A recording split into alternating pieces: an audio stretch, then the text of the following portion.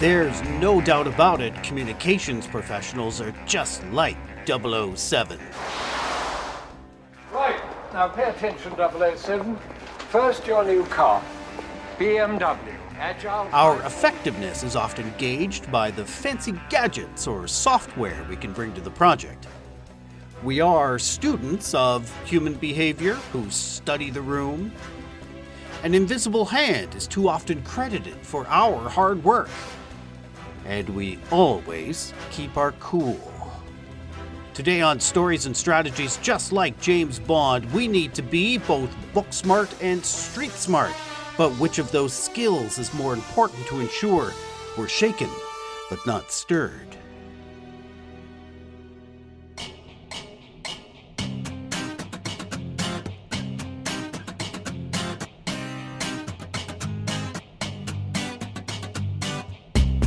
My name is Doug Downs. My guest today is Eva Shortt of Zahav PR in Saskatoon, Saskatchewan. Only a Canadian can say that right the first time. One try, right? Hi, how are you? I'm good. And what an absolute gem Saskatoon is. I mean, we know about it here in the Rocky Mountains. I'm not far away, and I've been a couple of times to Saskatoon. But for people listening in various parts of the world, Saskatoon in general is amazing and just kind of unknown, I guess, eh? Absolutely. I mean, we just moved here in September, and even though it's still COVID, it's just been amazing to explore the city. There's like a bit of everything. You know, there's city life, and then there's amazing nature. Previous home for you was Canada's West Coast, right? That's right. Yeah. So we were in Ontario for a couple of years, but we're from BC originally. Yeah. And Eva, you have a Bachelor of Social Work from the University of Victoria in British Columbia and a Bachelor of Arts in Anthropology from the University of Alberta in Edmonton. By work experience, you've had various roles involving communications and entrepreneurship, currently leading Zahav PR. It was your background, I think, your roadmap, so to speak, that got me thinking about this book smart versus street smart idea. Could you just fill us in on what led you to your career in professional communications? I internalized entrepreneurial life without really even knowing it. I always thought that school was the way to go, even though my parents, I come from an entrepreneurial house. My parents were immigrant parents. I watched my parents build their business, but still all the messages I was getting in life were, you need to go to school to get a job. You need to go to university and you need to get a degree. So I fought all these like little artsy ideas that I had. And I went to school and I graduated with a Bachelor of Arts in Anthropology from the University of Alberta.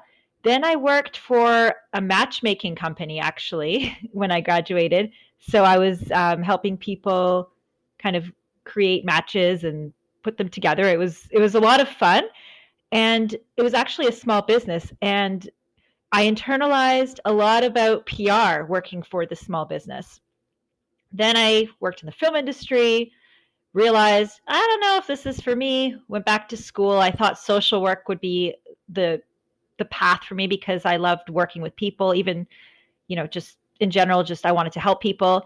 I worked a bit in the field, and then I had kids, and I started my first business, Modern Mommy Events, where I planned events for parents to help them recharge. And it was through this experience as an entrepreneur, my actual first go at it, where I realized that I knew a lot about PR and I knew how to get my business noticed. And I realized that this was a lot more fun for me to do than anything else I've ever done. So, and I wanted to help people do it. So this is really my passion, was to help people shine. And I feel like with all of my combined experiences, I sort of got to help people in a really creative and fun way. Just as a broad definition, the way we're thinking book smarts and street smarts here is as follows. Book smarts would refer to schooling, education. I would say if you've learned from an academically approved white paper, you've been involved in a form of book smarts. Street smarts refers, in our definition, to the experiential knowledge on things, typically someone who has learned from trial and error. And I get there are going to be academics listening who say, well, trial and error is how we do academics. Absolutely. I get that. Simple question, and the answer is beyond tricky. Which one is more important, do you feel, in public relations? Okay. So, in public relations, now I do not want to downplay anybody that has gone to school for communications Right. because looking back, that's probably what I would have done. But I mean, I was an 18-year-old kid and how would I have known? But I think with PR, I think being more, if you want to call it street savvy or street smart, that's definitely how I would think that would be more important. Only because like I know for me, I feel like with my knowledge and my background, being a good connector is important and being a decent writer. And you don't have to have a degree to be in PR, but like definitely learn more, learn about PR, learn, take courses. I'm taking tons of courses online. I do my reading and I stay on top of I try and stay on top of trends and like what people are doing because that's really the way to get ahead. And the more I talk to people in this field, I find that people come from so many different backgrounds. Like I spoke to somebody recently who's they majored in English and now they're doing PR. And some people are just, they wake up and they're like, hey, I want to do PR, and they have no prior educational experience. So I feel like it's kind of a field where anybody can get that experience.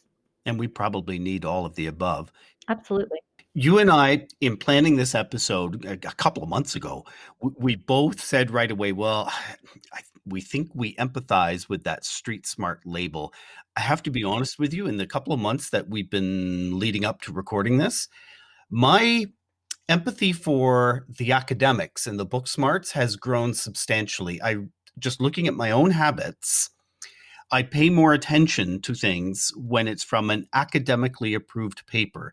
I am eager to read studies from academics. My general issue with pure academics is nothing gets done, right? It feels like it's the street smart so that gets it done. Are we emotionally attached to one label, but intellectually attached to the other label, do you think? So when I first started my journey as an entrepreneur, one of my first mentors actually had no academic experience. Like all of her business savvy came from within. She did all of her reading on her own. She did her learning on her own. And I looked at her and I was like, how did you do that without, prior academic background? Because that's what I knew. But really, when I spoke to her, both of our experiences were very similar growing up. Like she came from an entrepreneurial background as well. And my whole mindset sort of shifted in that way. And I started to really appreciate and see, I guess, as you grow up, you really appreciate your family a little bit more. And I started to really kind of see things from that perspective. So I guess, yeah, I do have a real soft spot for people who come with a more street savvy approach to life and doing things. Okay, instead of a movie clip or a sitcom scene for the pattern break in this episode, we have a quiz to help you, not just you, Eva, but the listener as well, determine if you are more book smart or street smart. Eva, I'm only going to ask you a handful of these questions just for, timing purposes, but we will report your actual score. Ready to go? Sounds good. Looking forward to it. All right. Well, hello and welcome to Am I Street Smart or Am I Book Smart? My name is Doug. My guest is Eva. Hello, Eva. Hello. How's it going today in beautiful Calgary? Awesome in the Rocky Mountains, awesome in Saskatoon, and awesome to those of you at home. You ready at home? All right, let's play our game. Okay, Eva, we have a series of questions for you. There are 4 options for each question, and at times it will sound like it's a yes or a no. There are still 4 options. I'm going to ask you each question. You give me the best answer that applies for you. Ready to go? Yeah, sure am. Okay. Human emotions are often conveyed through body language and facial expression. How can you tell if someone is secretly feeling upset? 4 options. I'm not sure. I can tell by their eyes. I can tell by their voice. My intuition just tells me.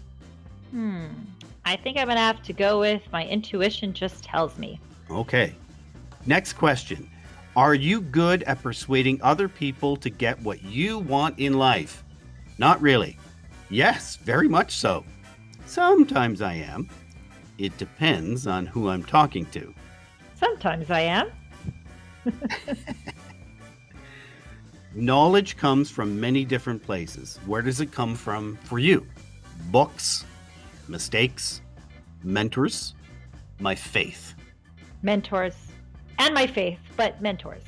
If you were interviewing someone for a job, which of the following would matter the most to you? The academic pedigree, their job experience, their references, their overall personality. Their job experiences. Imagine reading some textbooks in a library. Would you be doing this for fun or for homework? For homework, neither. I hate textbooks. For both fun and homework, for fun. Neither. I hate textbooks. I've seen enough textbooks to last me a lifetime. Yeah, No, thank you. and that's a telling answer. We can see which way this quiz is leaning. What shouts loudest in life? Good looks, money, a strong personality. All three of these are equal. A strong personality. Do you believe that kindness can be taught to other people, or is it more innate? Kindness can always be taught. It's definitely innate. While I think that kindness can be taught, I don't think that people will always learn from it. It can only be taught until a certain age. Kindness can always be taught. Which of the following has shaped your character and spirit the most? School, life experiences, human connections, spiritual connections. Human connections. On a scale of 1 to 10, 10 being the highest, how much do you value your education? 1 to 2, 3 to 5, 6 to 8, 9 to 10. 6 to 8. If someone told you they're a working actor, would you mentally, not out loud, but would you mentally count that as a real job? No, being an actor is not a real job unless you're famous. Sure, why wouldn't I? It depends on how much work they're getting. All jobs are real to me. All jobs are real to me. If you're making money and you're doing it, as long as it's legal, Right. have at it, right? As long as it's legal. Let's say someone told you they graduated from Harvard University. Would you be automatically impressed by them? Yes, of course. That's a very prestigious school. No. Let's see how they carry themselves first. I would be somewhat impressed. I wouldn't really care. Yes, of course. It's Harvard. It's a very prestigious school. I'm with you too. That's an honest answer. Look Yeah. at Harvard, yeah. If you found the cure for cancer, the 4 optional answers are: I would give it away for free, I would sell my secret for money, I would sell my secret to some people and give it away to others for free. I'm not sure what I would do. I would sell my secret for money and give some of it away for free. It just, it depends. There's some nice people out there. I'd like to give it to them for free. Right, yeah, and you want to make a little money from... And I want to make some money. If unlimited knowledge had a price to it, how much would it cost? Billions of dollars, millions of dollars, thousands of dollars, nothing at all. Nothing at all. Oh, I think we already see that right now with the internet. It's unlimited knowledge, and it's all out there. when knowledge is not necessarily understanding. So yeah, I'm right with you. Yeah. This is an amazing question here. The human mind can be a rather mysterious place. Which of these abstract images matches the state of your mind? Oh, geez. A big room with many staircases, a dark hallway with many doors on the sides, a weightless room with no doors or windows, a single room with a mirror. A dark hallway with many doors on the sides. Isn't that an amazing question, though? It is. Yeah. It is. And I've dreamt that before. So, like, I've dreamt I'm walking down that hallway. So I figure that's what my brain looks like. It must be. It must be. Close your eyes and imagine yourself happy in an exotic location. Where are you right now? In a rainforest, on the beach, on top of a mountain, in a library? Libraries are exotic. No, I'm just joking. Um, the beach. Abstract concepts are all around us. Do you find it more in art, music, science, or something more spiritual? I definitely find it in something more spiritual. Okay, you ready for your results? I sure am. Okay, you are a rare hybrid. Oh. You are equally book smart and street smart according to our survey. Does that surprise you? No, not at all. I'm always a mix of something in between of almost everything in life, so that does not surprise me. I pre-took the quiz and I came out exactly the same. I think on my side of things, it just means I'm horribly inconsistent in how I answer these questions, but it came out equally as the hybrid, which surprised me at the time, and now I feel better about it. Oh, good. Okay. Last question. Is it possible those of us who identify with street smart, because I kind of romantically do, are actually suffering from imposter syndrome in that we can't possibly rank ourselves amongst the academic elite, and therefore we're limiting ourselves? I think so. I know that I definitely suffered from it at the beginning a lot. I remind myself all the time that I'm doing just fine though, and and that my background and my experiences really help me. I mean, even it's not really street smarts because it's my academic background, but in this case, I'm using my social work degree when I talk to clients. Sometimes PR takes a little bit extra hand holding, which is totally fine, and I'm always up for it. And I find that it helps me. Anthropology helps me a lot because it's the study of people, and we're always working with people. And then I just draw on like my natural experiences of being a communicator. I love networking. That helps me a lot. So I just have to remind myself I belong here and I'm worth it. It doesn't matter what my background is. My sister, she's a psychologist, and I would want to go to her because I know, like, I wouldn't go to her, but you know what I mean? Like, I would go to my sister as a psychologist or somebody that I know is a psychologist because they have that experience, because I know they went through that degree to go to school, and I would trust them with my feelings versus like somebody else who may not have that education for what my needs are, or like a child's needs or something like that. And then on the other side of that coin, I have a friend who went to school for interior design, and she's a baker now, and she loves what she does, and she's very successful at it. Mm. By the way, we have, of course, provided a link to that quiz in the show notes. The quiz was not from Harvard or Oxford. It was actually from the website How Stuff Works. And if that changes your perspective on its value, well, what does that say? Eva, I really enjoyed our time together. Thank you for this. You're welcome. Thank you so much for having me. If you'd like to send a message to my guest, Eva Shortt, you can email her at zahavevents@gmail.com. We've put a link to that in the show notes, as well as your website and your Instagram account, Eva. So it's all up there for listeners. If you liked what you heard today, we're hoping you choose to subscribe to Stories and Strategies and receive updated episodes automatically. We would love it if you followed us on Twitter. It's at comms_podcast, and we'll follow back.